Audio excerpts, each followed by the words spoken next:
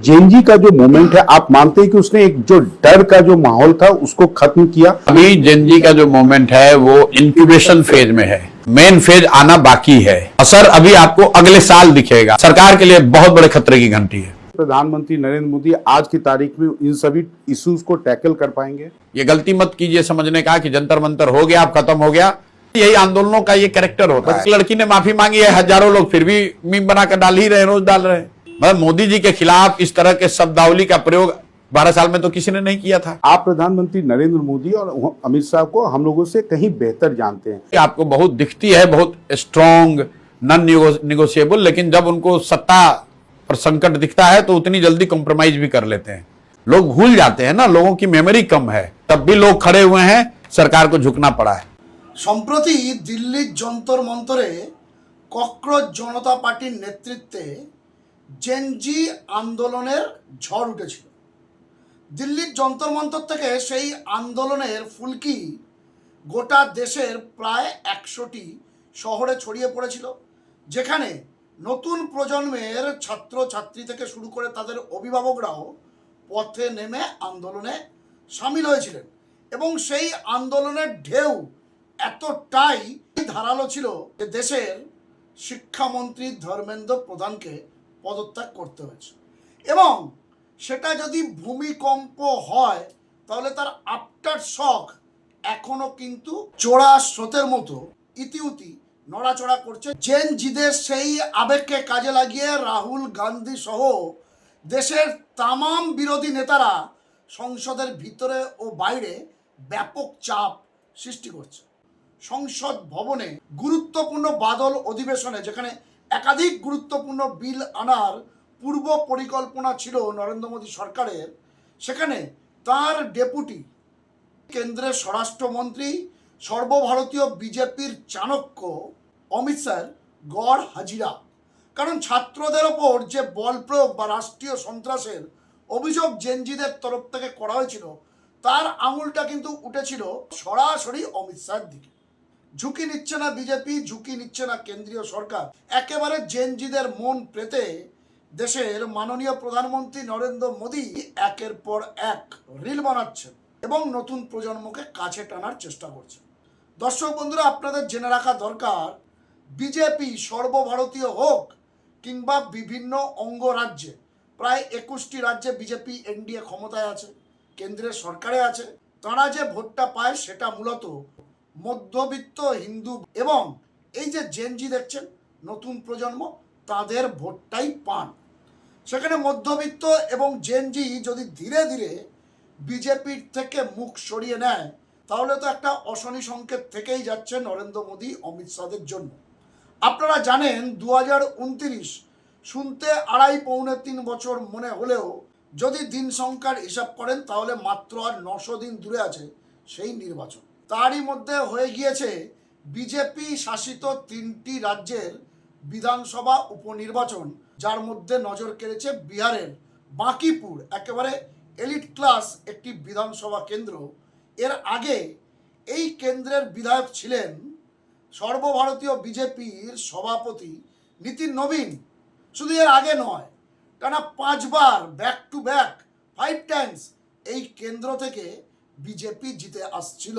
কিন্তু জেনজি আন্দোলনের পরবর্তী সময়ে উপনির্বাচনে বাঁকিপুরে বাজি মেরেছেন প্রশান্ত কিশোর, জনসুরজ পার্টির সুপ্রিমো। তিনি নিজে দাঁড়িয়ে উপনির্বাচনে জয়লাভ করেছেন। প্রশান্ত কিশোর একদিকে যেমন এখন বিধায়ক হয়েছেন, রাজনৈতিক ব্যক্তিত্ব, অন্যদিকে তিনি কিন্তু একটা সময় ভোট কুশলী ছিলেন এবং আইপ্যাকের অন্যতম প্রতিষ্ঠাতা বা কর্ণধারও ছিলেন। সেই প্রশান্ত কিশোর এক্সক্লুসিভ একটি পডকাস্ট ইন্টারভিউতে বেশ কিছু বিষয় নিয়ে আলোচনা করেছেন, তার যুক্তিগ্রাহ্য ব্যাখ্যাও দিয়েছেন। মূলত 2টি থেকে 3টি বিষয় খুব ইন্টারেস্টিং সর্বভারতীয় রাজনীতির ক্ষেত্রে। জেনজি আন্দোলন সত্যি কি কেন্দ্রীয় সরকার নরেন্দ্র মোদী অমিত শাহ তাদের ঘুম কেড়ে নিয়েছে? শুধু কেন্দ্র নয়, রাজ্যে রাজ্যে অস্বস্তিতে ফেলে দিয়েছে বিজেপিকে? নাকি কেন্দ্রীয় শিক্ষামন্ত্রী ধর্মেন্দ্র প্রধানের পদত্যাগের পর জেনজি আন্দোলন কর্পূরের মতো উবে গিয়েছে? যদি প্রথমটি সঠিক হয়, অর্থাৎ জেনজি আন্দোলন আপাতত বন্ধ হলেও ভূমিকম্পের মতো তার একটা আফটার শক এখনো চোরা স্রোতের মতো গোটা দেশে ধাবমান, তাহলে সেক্ষেত্রে আগামী দিনে সর্বভারতীয় রাজনীতির প্রেক্ষাপট বা ভবিষ্যৎটা কী হতে পারে। নাম্বার 2, নরেন্দ্র মোদী বা অমিত শাহর মতো ধুরন্ধর পলিটিশিয়ান যারা দেশকে শাসন করছেন একচ্ছত্রভাবে এত বছর ধরে, শুধু কেন্দ্রীয় সরকার নয়, একের পর এক অঙ্গরাজ্যে তাদের অশ্বমেধের ঘোড়াকে থামানো যাচ্ছে না, তারা কি জেনজিদের এই আন্দোলনকে ট্যাকেল করতে পারবেন, পরিস্থিতি সামাল দিতে পারবেন? দিতে পারলেই বা কী হতে পারে, আর না দিতে পারলে কি হতে পারে? কি বলছেন বাঁকিপুর বিধানসভা উপনির্বাচনের সদ্য জয়ী জনসুরাজ পার্টির বিধায়ক প্রশান্ত কিশোর, সেটাই আপনাদের সামনে তুলে ধরব। অর্থাৎ জেনজিদের এই আন্দোলন আগামী দিনে সর্বভারতীয় রাজনীতিতে কি বিরাট কোনো প্রভাব ফেলবে? যদি ফেলে, তাহলে নরেন্দ্র মোদী, অমিত শাহ কিংবা বিজেপি কিভাবে সেটাকে সামাল দেবে? আদৌ কি সামাল দিতে পারবে, নাকি আগামী 1 বছরে সর্বভারতীয় রাজনীতি একটু অন্য পথে পরিচালিত হবে? শুনুন প্রশান্ত কিশোরের বিশ্লেষণ, যেখানে তিনি একাধিক প্রশ্নের উত্তর দিয়েছেন। সেখান থেকে আমি মূল অংশগুলি আপনাদের সামনে তুলে ধরছি। পডকাস্ট চ্যানেলের সঞ্চালক পিকের সামনে প্রথম প্রশ্নটা রেখেছিলেন, জেনজিদের যে আন্দোলনটা হয়েছিল, যেটাকে ভারতবর্ষের বুকে জুলাই আন্দোলন বলা হচ্ছে, তাতে কি একটা যে ভয়ের মহল, ডর কা মহল, সেটা কি দেশের মানুষের কেটে গিয়েছে, বিশেষ করে যারা बीजेपी विरोधी? কি বলছেন প্রশান্ত কিশোর, শুনুন। जेएनजी का जो मूवमेंट है, आप मानते हैं कि उसने एक जो डर का जो माहौल था उसको खत्म किया, और कहीं ना कहीं इस चुनाव में बीजेपी बांकीपुर में भी बैकफुट पर आई, और उसका आपको एक, भले वोटिंग में जेएनजी नहीं आया हो, लेकिन एक साइकोलॉजिकल एडवांटेज अभी जेएनजी का जो मोमेंट है वो इंक्यूबेशन फेज में है, वो अभी उसका मेन फेज आना बाकी है, और ये सरकार समझती है। अभी बहुत लोग जल्दी में हैं इस चीज को देखने में और एसेस करने में कि जेएनजी मूवमेंट का असर क्या हो रहा है। असर अभी आपको अगले साल दिखेगा, साल, 1.5 साल, 2 साल बाद दिखेगा। मैं आपको याद दिलाना चाहता हूं कि अन्ना का जो आंदोलन हुआ था, मेन जो 2G का मामला आया था वो यूपीए 1 के अंतिम सालों में आया था, और अन्ना का आंदोलन 3 बरस के बाद उफान पर आया। ये चीजें अंदर सिमर होती रहती हैं। जेएनजी के एक जंतर मंतर के मोमेंट ने दिखाया कि यह संभव है। लाखों लोग इस बात पर कन्विंस हो गए कि भैया संभव है, इनको झुकाया जा सकता है। अब कोई भी जब मुद्दा होगा, इससे बड़ा मुद्दा, इससे बड़ी संख्या में लोग आएंगे, तो मूवमेंट किस स्वरूप में आएगा वो कोई प्रेडिक्ट नहीं कर सकता है। ये सरकार के लिए बहुत बड़े खतरे की घंटी है, और सरकार आपसे हमसे ज्यादा जान रही है इस बात को। ये ऐसा नहीं है कि एक दिन का प्रोटेस्ट हुआ और वो खत्म हो गया, ये समाज के अंदर बात चली गई है। एक किसी पत्रकार ने अच्छा कहा, व्हाट्सएप के जनरेशन ने मोदी को बनाया था, ये इंस्टा के जनरेशन ने मोदी के तिलिस्म को तोड़ा है। आपको लगता है? क्योंकि लगता क्या भाई, हम लोग खुद चुनाव प्रचार किए हैं 2011-12 में। देश में 5-6 करोड़ लोग व्हाट्सएप पर थे, और जो व्हाट्सएप पे चर्चा चली, तो उससे पहले राजनीति की समझ रखने वाले लोगों को पता ही नहीं चला कि हुआ क्या। उस समय भी लोग यही कहते थे व्हाट्सएप पर मैसेज भेजने से क्या होगा, उसी से मोदी का पूरा तिलिस्म खड़ा हुआ। और आज उसी तरह लोग व्हाट्सएप वाले पार्क में बैठ के सोच रहे हैं कि अरे ये तो मोदी का ही दुनिया है, यहां इंस्टा पर लोग ठोके जा रहे हैं। और आप देख रहे हैं कि मोदी की जितनी सोशल मीडिया की चाहे समझ हो, काउंटर नहीं कर पा रहे हैं उसको। तो ये नया जनरेशन है, नया टूल है। मैं हमेशा कहता हूं कि टूल का बहुत महत्व नहीं है। व्हाट्सएप है, किसी जमाने में टेलीविजन था, उससे पहले रेडियो था, उससे पहले अंतर्देशीय पत्र था। महत्व मैसेज और मैसेंजर का है। महत्व इस बात का है कि पेपर लीक हुआ है। महत्व इस बात का है कि देश में बेरोजगारी बढ़ी है। महत्व इस बात का है कि युवा इस देश में रेस्टलेस है, और उस चीज को आप डिस्कार्ड नहीं कर सकते हैं। इंस्टा तो उसका एक तरीका है उस चीज को एक्सप्रेस करने का। জেনজি আন্দোলন কি, যেটা একটা ডর কা মহল ছিল, যেটা রাষ্ট্রের ওপর মানুষের একটা ভয় ছিল, রাষ্ট্রকে প্রশ্ন করতে মানুষ সাহস পেতেন না, সম্প্রতি জেনজি আন্দোলনটা কি মানুষের মন থেকে সেই ভয়টা কাটিয়ে দিয়েছে? এই প্রশ্নের উত্তরে প্রশান্ত কিশোর যে বিষয়টা তুলে ধরার চেষ্টা করলেন, তিনি বললেন জেনজি আন্দোলন এখানে শেষ হওয়ার নয়, এই আন্দোলনটা তো সবে একটা প্রাথমিক পর্যায়ে, মানুষের মনে কিন্তু বিষয়টা গেঁথে গিয়েছে। এবার বিভিন্ন রকম ইস্যুতে, যখন যে ইস্যু আসবে, সব ইস্যুতেই কিন্তু মানুষ প্রশ্ন করার সাহস পাবে, এবং জেনজিরাও কিন্তু পথে নামবে, এবং এর এফেক্টটা আগামী 1 থেকে 1.5 বছরের মধ্যে আপনারা পাবেন। তিনি আন্না হাজারের আন্দোলনের উদাহরণটাও এ সময় টেনেছিলেন যখন কংগ্রেস কেন্দ্রে ক্ষমতায় ছিল। প্রশান্ত কিশোর বলছেন একের পর এক মুদ্রা আছে, বেরোজগারি থেকে শুরু করে একের পর এক মুদ্রা আছে, সেগুলো আগামী কয়েক বছরের মধ্যে সামনে আসবে। মানুষ প্রশ্ন করা শিখেছেন। তিনি এক্ষেত্রে সোশ্যাল মিডিয়ার একটি ভূমিকারও প্রসঙ্গ তুলে ধরেন। তিনি বলেন যে সময় নরেন্দ্র মোদী কেন্দ্রে ক্ষমতায় আসেন তার আগে 2011-12 সালে দেশের কয়েক কোটি মানুষ হোয়াটসঅ্যাপ ইউজ করতেন। তখন বিষয়টিকে কেউ গুরুত্ব দেয়নি যে হোয়াটসঅ্যাপে মেসেজ করে কি করে প্রচার করা যায়। প্রশান্ত কিশোর বলছেন সেই সময় আমরাও কিন্তু প্রচার করেছি, আমরা ভোট কুশলী ছিলাম।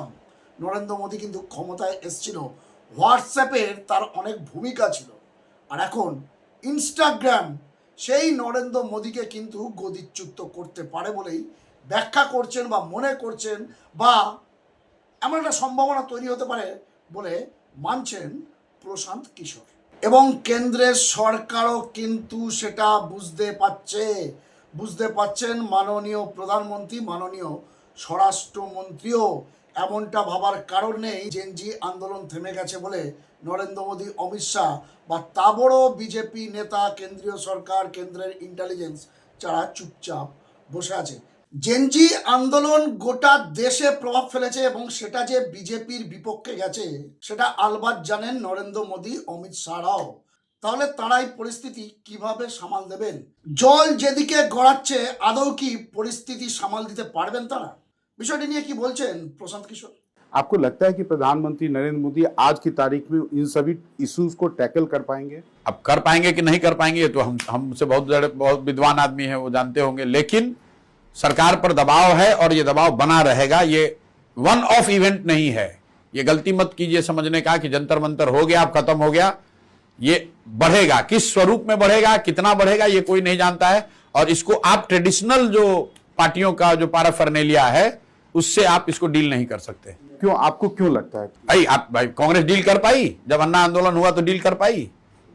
जब पब्लिक खड़ी होती है तो हर बार एक नए तरीके से खड़े हो जाती है ना। यही आंदोलनों का ये कैरेक्टर होता है। सरकार तो क्रैकडाउन कर रही है, लोगों से क्रैकडाउन माफी करने से मंगवाया क्या जा रहा है। क्रैकडाउन करने से क्या होगा?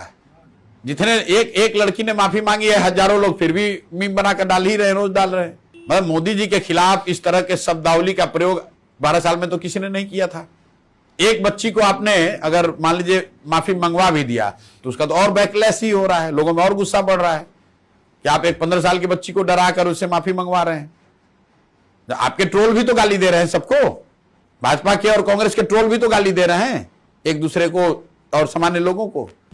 तो किसी एक सामान्य लोगों से अगर गलती हो भी गई तो उसको इतना बड़ा इशू बनाने क्या जरूरत? প্রশান্ত কিশোরের দাবি হলো প্রধানমন্ত্রী সব বুঝতে পারছেন। কারণ প্রশান্ত কিশোর মনে করেন ভারতের প্রধানমন্ত্রী মাননীয় নরেন্দ্র মোদী উনি যথেষ্ট বিচক্ষণ, তিনি সবটাই উপলব্ধি করতে পারছেন।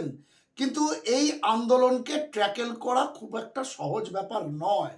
যেভাবে আন্দোলন ছড়িয়েছিল সব ইস্যুতে কিন্তু আপনি আন্দোলন থামাতে পারবেন না।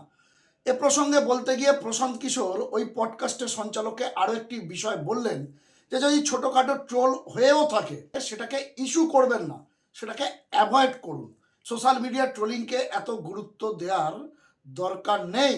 তার সঙ্গে প্রশান্ত কিশোরের আরও সংযোজন, গত 12 বছরে এভাবে নরেন্দ্র মোদীর দিকে আঙুল তুলে কেউ কি প্রশ্ন করেছে? এখন জেনজিরা যেটা শুরু করেছে।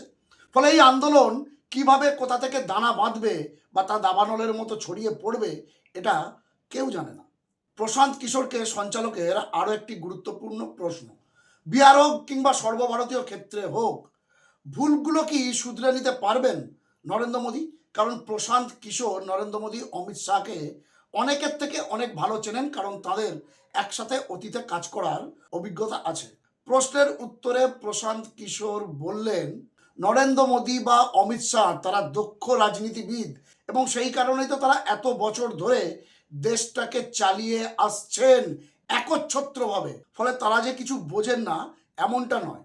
এবং এক্ষেত্রে প্রশান্ত কিশোর বললেন যে আপনারা বাইরে থেকে দেখলে মনে হতে পারে নরেন্দ্র মোদী বা অমিত শাহ তাদের অনেক ইগো আছে, সেন্টিমেন্ট আছে, তারা আপোষহীন, কিন্তু এই ধারণাটা সম্পূর্ণ ভুল। তিনি একের পর এক ইস্যুর বা ঘটনার উদাহরণ দিয়ে বলেন যে এর আগেও কেন্দ্রীয় সরকার এই 12 বছরে পিছু হটতে বাধ্য হয়েছে, এমন আন্দোলনের সামনে পড়ে আপোষ করতেও বাধ্য হয়েছেন। কারণ ক্ষমতায় টিকে থাকতে হলে যদি নরেন্দ্র মোদী বা অমিত শাহ দেখেন যে তাদের জন্য কোনো একটা কিছু নেগেটিভ হচ্ছে বা কোনো অশনি সংকেত আসছে, তারা কিন্তু আগেও রেকটিফাই করেছেন এবং আপোষ করেছেন, নেগোসিয়েশনের পথেও হেঁটেছেন। এমনটা নয় যে তারা নিজেদের সিদ্ধান্তে অনড় থাকেন। অতীতেও বিভিন্নবার বিভিন্ন ইস্যুতে চাপে পড়ে নরেন্দ্র মোদী সরকার পিছু হটেছেন। आप प्रधानमंत्री नरेंद्र मोदी और अमित शाह को हम लोगों से कहीं बेहतर जानते हैं। आपको लगता है कि जो सम्राट चौधरी को बनाने का उनका डिसीजन है वो उतना जल्दी वापस लेंगे या जल्दी ले ना ले लेकिन लेंगे। ये लोग राजनीतिक तौर पर समझदार लोग हैं, तभी तो देश चला रहे हैं। और आपने इन लोगों की कार्यशैली देखी होगी, आपको बहुत दिखती है, बहुत स्ट्रॉन्ग, नॉन निगोशिएबल, लेकिन जब उनको सत्ता पर संकट दिखता है तो उतनी जल्दी कॉम्प्रोमाइज भी कर लेते हैं। अभी एक दिन के प्रदर्शन ने धर्मेंद्र प्रधान का इस्तीफा ले लिया कि नहीं ले लिया? उसमें तो कोई प्रशांत किशोर और कोई राहुल गांधी नहीं गए थे। किसानों के आंदोलन ने दिखाया। लोग भूल जाते हैं ना, लोगों की मेमोरी कम है।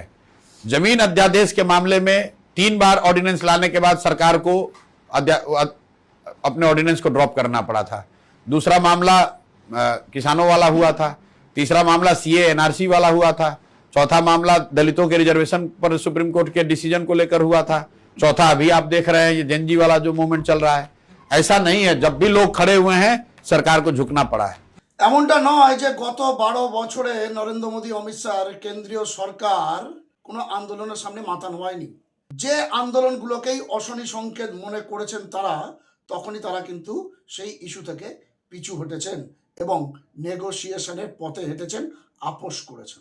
কিন্তু এবার জেনজি আন্দোলনটা অন্য সব কিছুর থেকেই আলাদা এবং বিশ্লেষকরা বলছেন জেনজিদের বুকে যে ক্ষোভের আগুন জ্বলছে সেটা একটা ধর্মেন্দ্র প্রধানের ইস্তফাতেই সম্ভবত থেমে থাকবে না।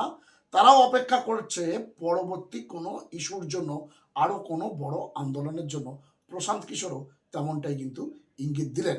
তো দর্শক বন্ধুরা, জেনজি আন্দোলনের পর বিহারে বাঁকিপুর উপনির্বাচন, যেদিকে সকলের নজর ছিল, যে কেন্দ্রের দীর্ঘদিনের বিধায়ক ছিলেন বর্তমানে বিজেপির সর্বভারতীয় সভাপতি নীতিন নবীন, সেই কেন্দ্রে প্রশান্ত কিশোর বলে বলে বিজেপিকে 10 গোল দিয়েছে এবং তারপর তার এই এক্সক্লুসিভ ইন্টারভিউ বিভিন্ন রকম ইস্যুতে, এবং সেখানে তিনি কিন্তু জেনজি আন্দোলনটা আগামী দিনে আরও ভয়ঙ্কর রূপ নিতে পারে এবং সেটা নরেন্দ্র মোদী ও অমিত শাহ এবং কেন্দ্রীয় সরকারের মাথা ব্যথার কারণ হতে পারে বলেই বিশ্লেষণ করলেন।